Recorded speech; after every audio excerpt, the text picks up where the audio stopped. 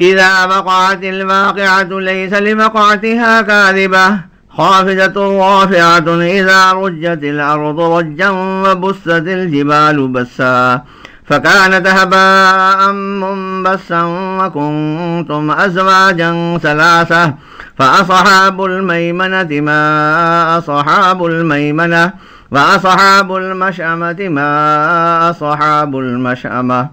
والسابقون السابقون أولئك المقربون في جنات النعيم ثلة من الأولين وقليل من الآخرين على سرر موضونة متكئين عليها متقابلين يطوف عليهم بلدان مخلدون بأكواب وأباريق وكأس من معين لا يصدعون عنها ولا ينزفون وكأس من معين لا يصدعون عنها ولا ينزفون وفاكهة مما يتخيرون ولحم طير مما يشتهون وحور عين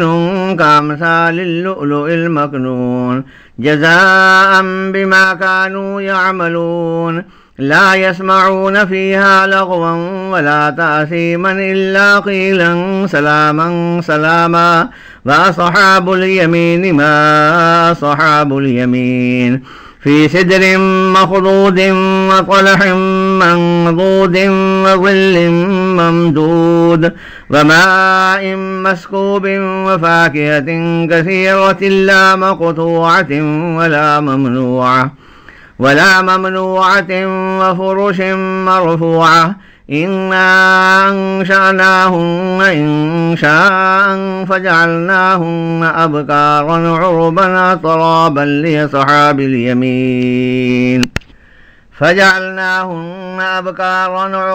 أترابا لأصحاب اليمين ثلة من الأولين وثلة من الآخرين وأصحاب الشمال ما أصحاب الشمال في سموم وحميم وظل من يحموم لا بارد ولا كريم إنهم كانوا قبل ذلك مترفين وكانوا يصرون على الحنث العظيم وكانوا يقولون أئذا متنا وكنا ترابا وعظاما أئنا لمبعوثون وآباؤنا الأولون قل إن الأولين والآخرين لمجموعون إلى ميقات يوم معلوم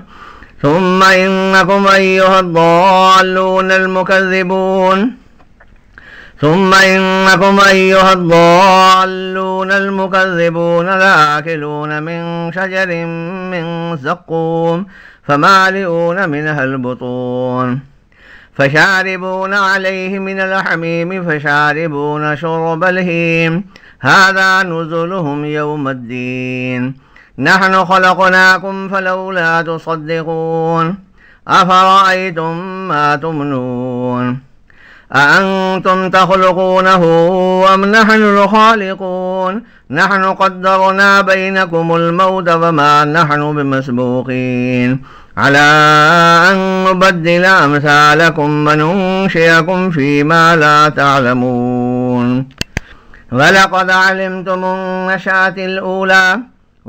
علمتم النشأة الأولى فلولا تذكرون أفرأيتم ما تحرثون أأنتم تزرعونه أم نحن الزارعون لو نشاء لجعلناه حطاما فظلتم تفكهون إنا لمغرمون بل نحن محرومون أفرأيتم الماء الذي تشربون أأنتم أنزلتموه من المزن أم نحن المنزلون لو نشاء جعلناه جاجا فلولا تشكرون أفرأيتم النار التي تورون أأنتم أنشأتم شجرتها أم نحن المنشئون نحن جعلناها تذكرة ومتاعا للمقوين فسبح باسم ربك العظيم